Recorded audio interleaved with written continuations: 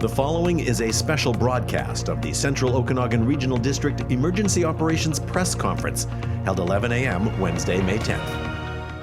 We have a very important message to send to our residents, and that is localized flooding in the Kelowna region is imminent. What we're asking for, and what we are expecting to see, is unprecedented water levels as a result of rain, rising temperatures, and melting snowpack. The ground is already saturated. In other words, the perfect storm. We are planning for the worst and hoping for the best. Citizens should be doing the same. We are anticipating water levels to begin peaking late tomorrow evening or early Friday. If you haven't started preparing, now is the time. Last week's flooding may prove to be just a dress rehearsal for a much larger event.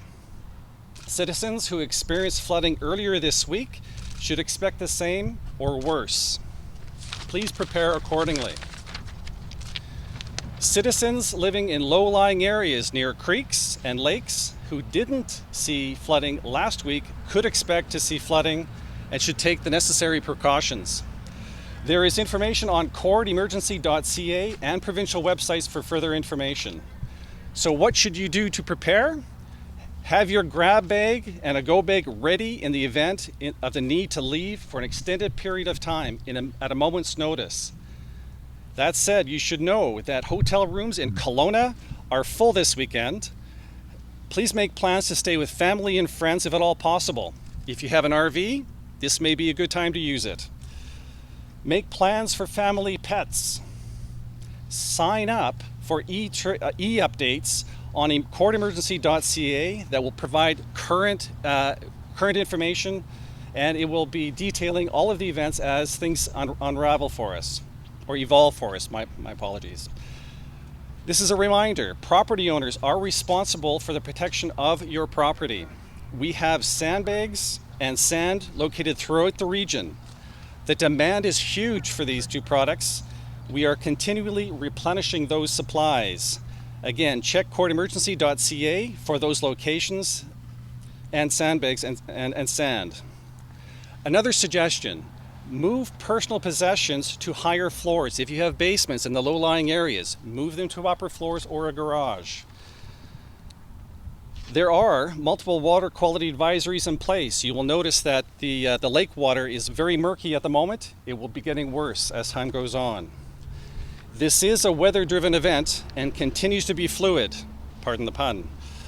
The situation is complex, and we are dealing with multiple incidents in multiple jurisdictions on a 24/7 basis. At the same time, we are working 24/7 on advanced planning and a response to mitigate the damage that we are expecting. We are currently raising the dike along Mission Creek between Gordon and KLO roads. As well, Ministry of Forest crews are en route to help fill sandbags. We expect to see 100 personnel arrive later today. People are asked to stay away from creeks due to dangerous conditions and to allow emergency crews to do their work. I would also like to say that in times of trouble like this, our communities always pull together to help others in need. The easiest way to help is to reach out to family and friends to offer assistance and to show up at a sand pile to see where you can assist. Yeah, my name is Todd Cashin with the City of Kelowna. I'm one of the planning section folks with the Emergency Operations Center here at Fire Hall 1 on Enterprise Way. Again, just a little bit of background for those of you that know the system that rolled through last week. Our upper reservoirs are full. The ground in our community is saturated both down low and up high. As indicated by last weekend, our creeks are as well at full capacity or near full capacity, including our lakes. Okanagan Lake, Kalmalka Lake, Wood Lake, Duck Lake, or Ellison Lake are all at or near full pool as well. So our cup is full, the bucket's full. There's really nowhere more for the rain to go except up over creek banks and up onto people's properties along our lakes. So on the advanced planning side, that's really what we've been planning for. We've got a lot of detailed mapping going on, a lot of activity this last week, and trying to get ahead of this next rain event. It's really sort of at this point up to Mother Nature as to how much rain we get, but we really need to be prepared, and we really need to urge, we need you, the media community, to get that message out there as often and as possible at this point. In terms of what we've been actually up to, like I said, mapping, trying to get a good sense of where our creeks are topping their banks. We have a lot of inundation mapping that we've been collecting over the years, looking at where that relates to critical infrastructure, roads, bridges, lift stations, pump stations, all that good stuff. And again, in our community where some community care facilities are, potential evacuations may need to happen. So that's what we do on the advanced planning side. The director indicated Mission Creek, that's one thing that we've been working on and put into motion here this morning, raising the dike of Mission Creek to meet a potential 1 in 200 year flood event. So with that, I'm going to invite Sean Reimer from the Ministry of Forests, Lands, Natural Resource Operations to speak a little bit more about that. In Victoria, we have our River Forecast Center as part of my ministry, and they do a lot of the forecasting and projections of what the river levels and creek levels will be. They have one particular 10-day forecast available to them using the Water Survey of Canada gauge on Mission Creek, and that is projecting, again, those similar circumstances like last weekend with a similar weather pattern, rain event, thunderstorms, and the high in excess of 3,000 meter snow line, so which will generate a lot of snow melt at the high elevations.